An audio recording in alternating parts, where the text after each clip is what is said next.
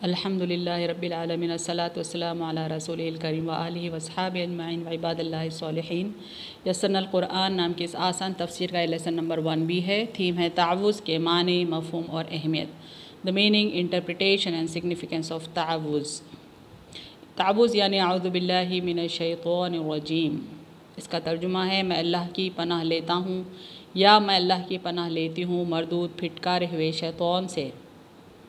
شیطان کی حیثیت یہ پچھلے لیسن میں تفصیل سے بتایا جا چکا ہے کہ قرآن کی روشنی میں اس کی کیا حیثیت ہے۔ یہاں پر سمری دی گئی ہے۔ سورہ حجر آیت نمبر 34، 35 اینڈ 39 کو فوکس کیا جا رہا ہے۔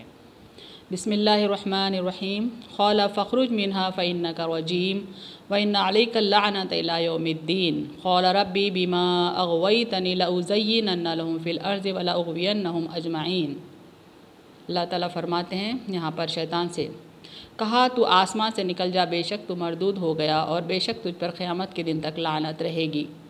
کیونکہ شیطان غرور میں مبتلا ہو کر اللہ کی نافرمانی کر چکا تھا، اس لیے اللہ نے اسے مردود قرار دیا اور قیامت تک کے لیے اس پر لعنت بھیجتے رہیں گے۔ وہ جواب دیتا اللہ کو، کہا اے میرے رب، جیسا تو نے مجھے گمراہ کیا، یعنی اس کی سرکشی کی انتہا یہ ہے کہ اللہ ہی پر اس کو گمراہ کرنے کا الزام دھرتا ہے۔ البتہ ضرور میں زمین میں انہیں ان کے گناہوں کو مرغوب کر کے دکھاؤں گا۔ یعنی اللہ کو چیلنج کرتا ہے کہ انسانوں کو ان کے گناہوں کو بہت ہی اٹریکٹیو کر کے دکھائے گا اور ان سب کو گمراہ کروں گا، یعنی سارے انسانوں کو گمراہ کرنے کی وہ کوشش کرتا رہے گا۔ یہ شیطان نے اللہ کو چیلنج کیا ہے۔ شیطان سے پناہ مانگنے کا حکم احادیث میں آیا ہے۔ جابر رضی اللہ تعالیٰ عنہ سے روایت ہے کہ اللہ کے رسول صلی اللہ علیہ وسلم نے فرمایا، اس عورت کے مکان میں داخل نہ ہو جس کا شوہر موجود نہیں ہے، چونکہ بے شک شیطان انسان کے جسم میں خون کی طرح دوڑتا ہے۔ یہ ترمذی کی حدیث ہے 1172۔ اس میں 2 باتیں بتائی جا رہی ہیں۔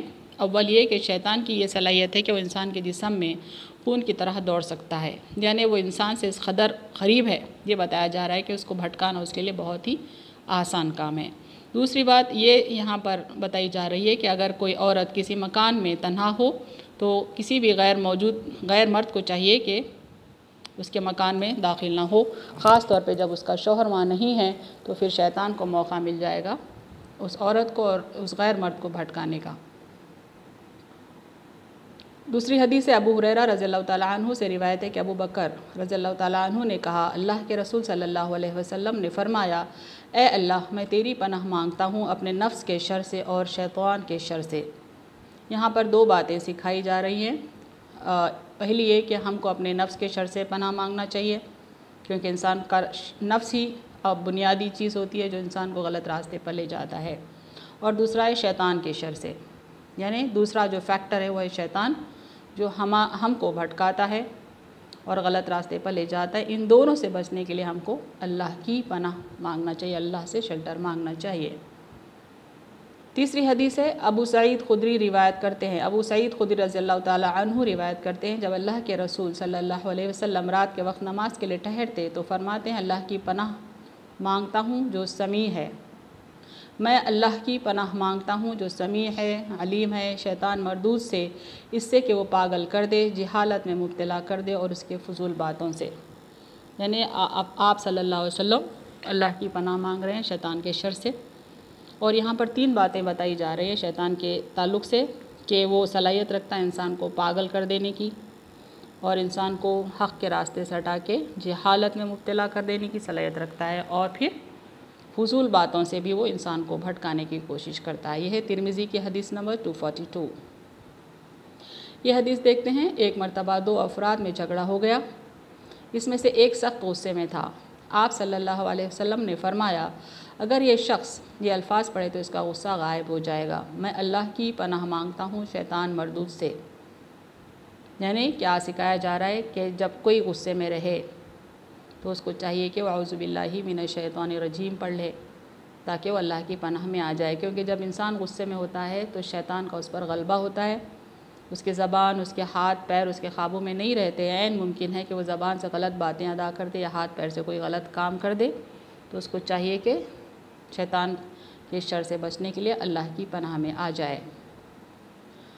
یہ حدیث ہے ابو الیسار رضی اللہ تعالیٰ عنہ سے روایت ہے کہ اللہ کے رسول صلی اللہ علیہ وسلم نے فرمایا، میں اللہ کی پناہ مانگتا ہوں بلند جگہ سے گرنے سے، ڈوبنے سے، جلنے سے، اور تیری پناہ مانگتا ہوں شیطان کے بہکاوے سے جب موت کا وقت قریب ہو۔ یہ حدیث ہے نسائی کی، حدیث نمبر ہے 5531۔ اس میں ایک اہم بات سکھائی جا رہی ہے کہ جب مومن بندہ موت کے قریب آتا ہے یا موت کا وقت اس کے قریب ہوتا ہے، تب شیطان بہت ہی الرٹ ہوتا ہے اس کو بہکانے کے لیے، کیونکہ ساری زندگی اس نے جو جد و جہد کی ہے اللہ کی رضا کے لیے، اپنے قلب میں ایمان رکھا، ایمان کے بل بوتے پہ اس نے جو نیکیاں کمائی ہیں، جو نیک اعمال، صالح اعمال اس نے جو کیے ہیں، ساروں کو پانی میں ملانے کے لیے شیطان کا یہ بہترین وقت ہوتا ہے، شیطان کے لیے بہترین وقت ہوتا ہے۔ تو جب مومن بندے کی موت کا وقت قریب ہوتا ہے تو وہ بہکانے کے لیے حاضر ہو جاتا ہے، تاکہ اس کو ایمان کے راستے سے ہٹا دے اور اس کے اعمال کو بے وزن کر دے۔ اس لیے آپ صلی اللہ علیہ وسلم نے ہم کو سکھایا ہے کہ ہم اس وقت کے لیے بھی پناہ مانگے، اس وقت کے لیے بھی پناہ مانگے جب شیطان حاضر ہو جائے اور ہمارا موت کا وقت قریب ہو۔ یہ حدیث دیکھتے ہیں، اللہ کے رسول صلی اللہ علیہ وسلم نے فرمایا شیطان تم کو اس وقت جب تم نماز میں رہتے ہو کہتا ہے فلاں فلاں باتوں کو یاد کرو، یعنی نماز میں بھی جب ہم ٹھہرتے ہیں ہم تصور کرتے ہیں کہ ہم اللہ کے آگے ٹھہرے ہوئے ہیں اور ہماری توجہ ساری اللہ کی طرف ہونی چاہیے، لیکن یہ شیطان مردود وہ بھی موقع ہاتھ سے جانے نہیں دیتا ہے، ہماری توجہ کو بھٹکانے لگتا ہے۔ تو ہم کو چاہیے کہ نماز شروع کرنے سے پہلے اللہ کی پناہ مانگ لے شیطان مردود سے۔ It was narrated that Anas bin Malik radhiyallahu ta'ala anhu said, whenever the messenger of Allah sallallahu alayhi wasallam entered the toilet, he would say, "A'udhu billahi min al-khubusi wal khaba'is." I seek refuge with Allah from male and female devils.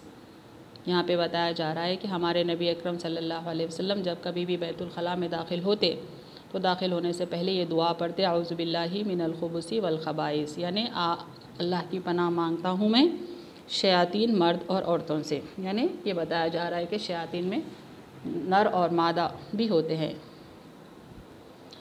Narrated Jabir رضی اللہ تعالیٰ عنہ that the Prophet صلی اللہ علیہ وسلم said, close the door, tie the water skin, turn over the vessel or cover the vessel and extinguish the torch.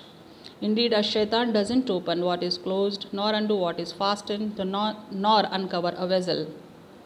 But the small insect may cause a fire in people's houses. یہ حدیث میں بتایا جا رہا ہے کہ انسان کہ کیا اس کا کیا عمل ہونا چاہیے جب وہ سونے جاتا ہے، رات کا وقت ہوتا ہے، جب ہم سونے جاتے ہیں تو ہمارے لیے کچھ تاکید ہے اس حدیث میں۔ آپ صلی اللہ علیہ وسلم فرماتے ہیں کہ پہلے دروازہ بند کر دو اور پانی کا جو مشکیزہ ہوتا ہے اس کا منہ بند کر دو، اور پھر برتن وغیرہ جو ہوتے ہیں کھلے رکھے ہوتے ہیں ہم ان کو ہوندا ڈال دیں یا برتن کو ڈھانپ دیں، اور اگر گھر میں کہیں آگ جل رہی ہو تو اسے بھی بجھا دیں، کیونکہ بے شک شیطان نہ بند دروازہ کھول سکتا ہے، نہ گھیٹی جو باندھی گئی اس کو کھول سکتا ہے، نہ ہی کسی برتن کا ڈھکن ہٹا سکتا ہے، بلکہ کوئی چھوٹا موٹا کیڑا البتہ لوگوں کے گھروں میں آگ لگا سکتا ہے۔ اہم باتیں جو اس لیسن میں ہم کو معلوم ہوئی ہیں، شیطان اللہ کا دھتکارا ہوا ہے، شیطان انسان کا کھلا دشمن ہے، شیطان انسان کے جسم میں خون کی طرح دوڑ سکتا ہے تاکہ اس کو بھٹکانے میں آسانی ہو، شیطان انسان کو پاگل کر سکتا ہے، یہ صلاحیت بھی اللہ نے اس کو دی ہے، وہ انسان کو جہالت میں اور لغو باتوں میں مبتلا کر سکتا ہے۔ ہمارے نبی صلی اللہ علیہ وسلم نے اس کے شر سے بچنے کی تعلیم دی ہے، یعنی شیطان کا شر بہت زیادہ ہوتا ہے، کئی معاملات میں ہوتا ہے، اس لیے ہمارے نبی اکرم صلی اللہ علیہ وسلم نے اس کے شر سے بچنے کی تعلیم دی ہے، ہم کو کئی دعائیں بھی اس سلسلے میں سکھائی گئی ہیں۔ اسی کے ساتھ میں اپنی بات کو ختم کرتی ہوں۔ وآخر دعوانا ان الحمد للہ رب العالمین۔